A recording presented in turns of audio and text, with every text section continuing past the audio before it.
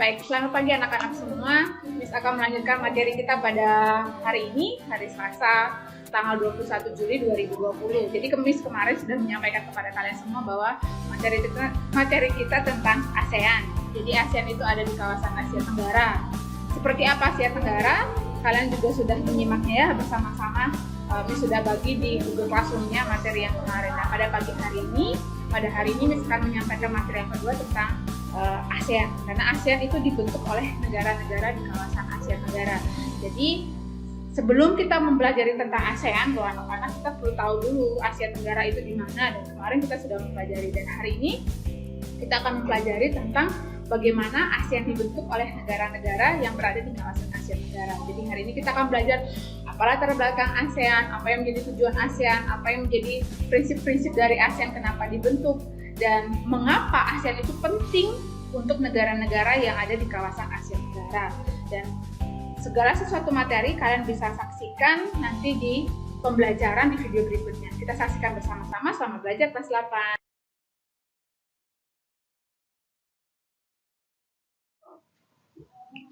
Materi kita yang kedua adalah kita akan mengenal negara-negara ASEAN.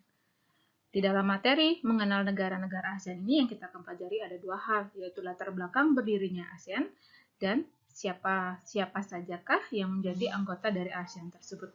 Mari kita perhatikan bersama-sama.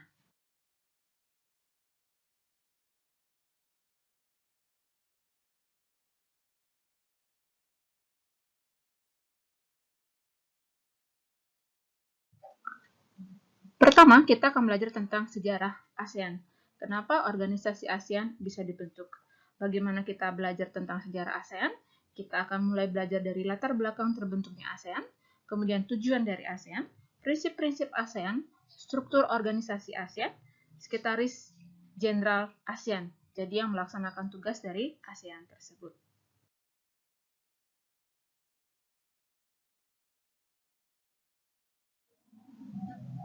ASEAN memiliki satu logo yang sangat unik.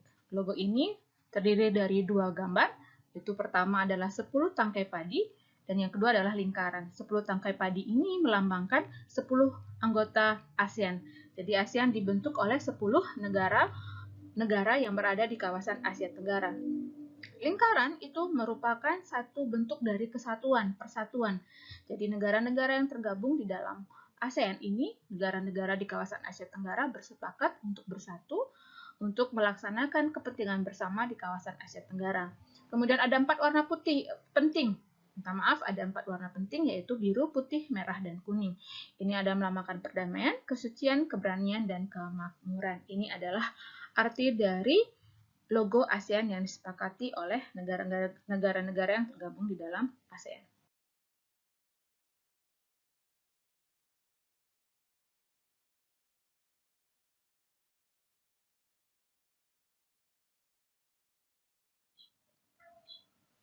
Sejarah singkat tentang ASEAN. ASEAN yang kepanjangan dari Association of Southeast Asian Nations ini dibentuk oleh 5 negara. Yang pertama kali 5 negara yang memprakarsai terbentuknya ASEAN. Dulu ASEAN disebut dengan Perbara, Perhimpunan Negara-negara di kawasan Asia Tenggara. Tetapi kemudian setelah 5 negara bertemu kembali di Bangkok, Thailand, disepakati bahwa Perbara diganti menjadi ASEAN. Kenapa ASEAN bisa terbentuk? Ini karena adanya kesamaan sejarah, adanya kesamaan budaya, kemudian adanya rasa senasib dan sepenanggungan. Inilah yang mendorong negara-negara di kawasan Asia Tenggara. Pada waktu itu ada 5 negara, yaitu negara Indonesia, kemudian Singapura, Malaysia, Filipina, dan Thailand bersepakat bersama-sama di Bangkok pada saat mereka bertemu pada tanggal 5-8 Agustus tahun 1967 menghasilkan satu deklarasi atau satu perjanjian, satu kesepakatan yang disebut dengan Deklarasi Bangkok. Nah, inilah yang menandai lahirnya ASEAN. Setelah itu ASEAN bertambah kemudian menjadi 10 anggota. Yang bertambah kemudian itu adalah negara Kamboja, kemudian ada Laos, kemudian ada Myanmar, kemudian ada Vietnam, dan yang bergabung dengan kita adalah Brunei Darussalam. Itulah sejarah singkat dari ASEAN.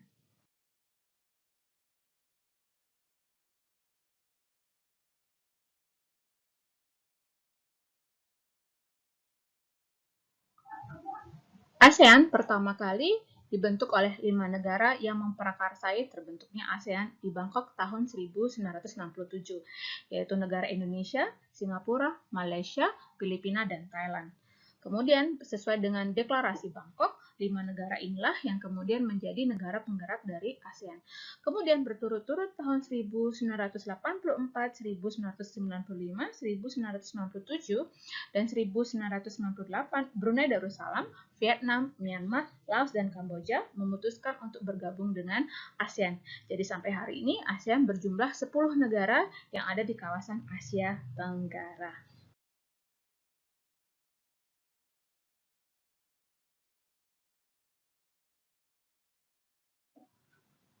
Organisasi ASEAN itu memiliki beberapa tujuan bersama, dan inilah yang menjadi goal utama dari negara-negara yang tergabung di ASEAN ini, anak-anak. Yang pertama adalah mempercepat pertumbuhan ekonomi. Sudah pasti kita ingin kawasan Asia Tenggara, yaitu negara-negara yang tergabung di ASEAN ini, negara-negara yang berada di kawasan Asia Tenggara, mempercepat pertumbuhan ekonominya. Kenapa pertumbuhan ekonominya harus dipercepat? Supaya pendidikan, kemudian kesejahteraan masyarakat, pelayanan publik itu bisa terjamin dengan baik. Dan inilah perlunya kerjasama di antara negara-negara di kawasan Asia Tenggara. Makanya kenapa ASEAN dibentuk, supaya setiap negara di kawasan Asia Tenggara ini bisa saling bekerja sama, mereka bisa saling mengadakan impor dan ekspor satu dengan yang lain, sehingga mereka terpenuhi apa yang menjadi kebutuhan di dalam negara mereka. Dan ini juga kalau ada masalah di dalam negara-negara di kawasan Asia Tenggara itu bisa diselesaikan dengan secara damai, karena salah satu tujuan dari ASEAN ini adalah menyelesaikan masalah secara damai, tidak menggunakan kekuatan militer. Kemudian ASEAN juga bertujuan supaya negara-negara di kawasan Asia Tenggara bisa terlibat secara aktif dalam organisasi dunia. Contohnya organisasi dunia adalah PBB, kemudian ada OPEC, kemudian ada APEC, nanti kita akan pelajari lagi.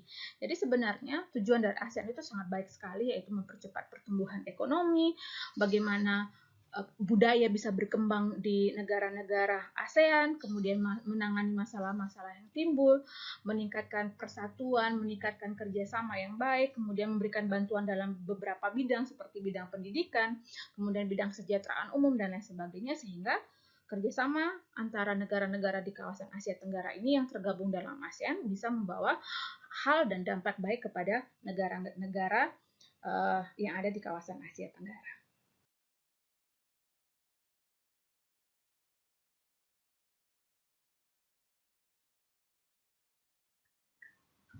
Sesuai dengan tujuan utama dari ASEAN dibentuk, jadi ASEAN juga mempunyai prinsip-prinsip utama di dalam menjalankan organisasinya, dan ini semua harus dihormati oleh negara-negara anggota ASEAN. Jadi setiap negara anggota ASEAN harus menghormati kemerdekaan tiap negara, kedaulatan masing-masing, mengedepankan penyelesaian sengketa secara damai, tadi sudah dijelaskan, tidak mencampuri urusan dalam negeri negara anggota ASEAN, menghormati hukum-hukum yang berlaku di negara-negara anggota ASEAN. Contohnya, kalau kalian pergi ke Singapura, kalau kita pergi ke Thailand, itu selalu menggunakan paspor, minta izin. Jadi kita nggak boleh sembarangan, mentang-mentang itu Thailand atau Singapura negara ASEAN, kan negara ASEAN bisa bebas masuk. Tidak, kita harus menghormati hukum yang berlaku di sana. Karena inilah merupakan tanggung jawab bersama, dan ini akan menjaga keamanan tiap negara, karena ASEAN itu betul-betul menghormati kedaulatan, kemerdekaan tiap negara. Jadi ada juga prinsip-prinsip yang harus dihormati oleh setiap anggota ASEAN. Nah, secara lebih lengkapnya kalian bisa simak bersama-sama ya.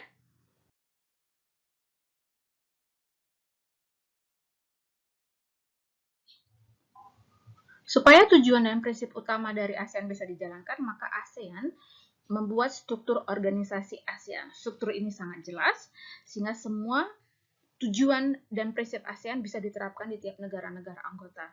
Nah, struktur yang paling tinggi dari ASEAN adalah KTT ASEAN, Konferensi Tingkat Tinggi ASEAN. Nah, di konferensi ini yang bertemu adalah kepala negara dari tiap negara-negara anggota. Contohnya dari Indonesia, Pak Presiden Jokowi yang menghadiri KTT ASEAN. Kemudian, para menteri akan tergabung dalam beberapa dewan masyarakat, Menteri Pendidikan, kemudian seperti Menteri Budaya, Menteri Pariwisata, kemudian menteri dalam bidang ilmu pengetahuan dan teknologi, kemudian Menristek dan lain sebagainya itu bertemu dalam dewan-dewan masyarakat. Untuk apa mereka? Mereka akan membicarakan hal-hal yang berkaitan dengan isu bersama seperti bagaimana mengembangkan pendidikan, kemudian bagaimana mengembangkan teknologi di kawasan ASEAN.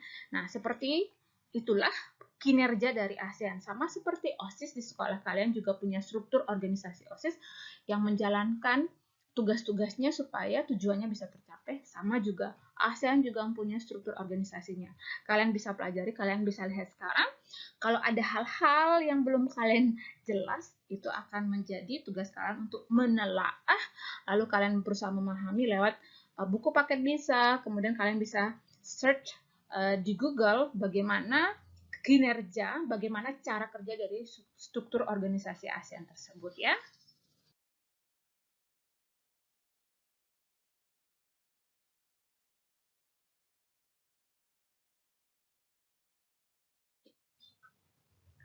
Kemudian, ASEAN juga mempunyai seorang sekretariat jenderal atau sekjen ASEAN, sama seperti sekjen PBB.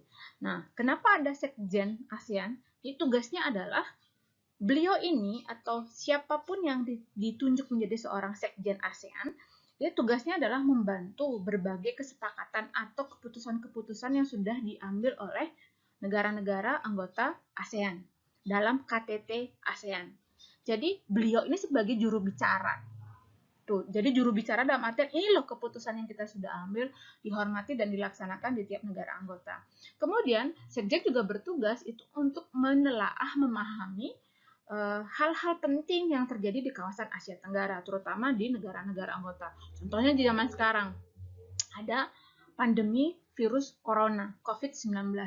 Jadi, sekjen ASEAN inilah yang istilahnya memantau lalu memberikan informasi kepada negara-negara anggota ASEAN bagaimana kita bekerja sama untuk mengatasi pandemi virus corona supaya ini bisa diatasi dengan baik di wilayah Asia Tenggara. Jadi juru bicara tugasnya sangat berat dan sangat penting. Itulah kenapa sekjen dipilih dengan sangat baik. Kemudian dia dipilih setiap 5 tahun sekali. Dan sekjen kita, sekjen ASEAN pada tahun ini itu dari Brunei Darussalam, Mr. Lim Jock Hoi. Jadi beliau akan menjabat sampai tahun 2022.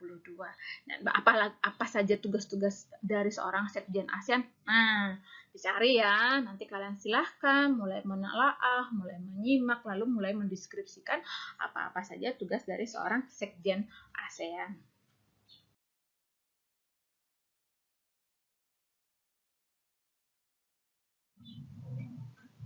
Baik, murid-murid saya, kalian sudah menyimak dengan baik materi kita pada hari ini, yaitu mengenal negara-negara ASEAN yang kita mulai dari latar belakang ASEAN.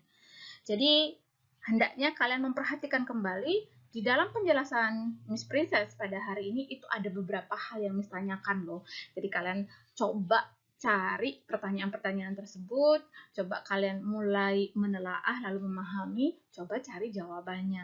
Nah, jikalau kalian juga ada pertanyaan, ada hal-hal yang belum jelas, nanti silakan kita masuk ke dalam forum tanya jawab di Classroom. Oke, baik. My student, kita sudah belajar tentang Association of Southeast Asian Nation atau ASEAN pada hari ini. Dipelajari kembali, silahkan kalian literasi buku paketnya tentang latar belakang ASEAN dan lain sebagainya. Kalian boleh googling, kalian boleh buka Wikipedia. Jikalau ada hal-hal yang ingin kalian tanyakan, silahkan bertanya.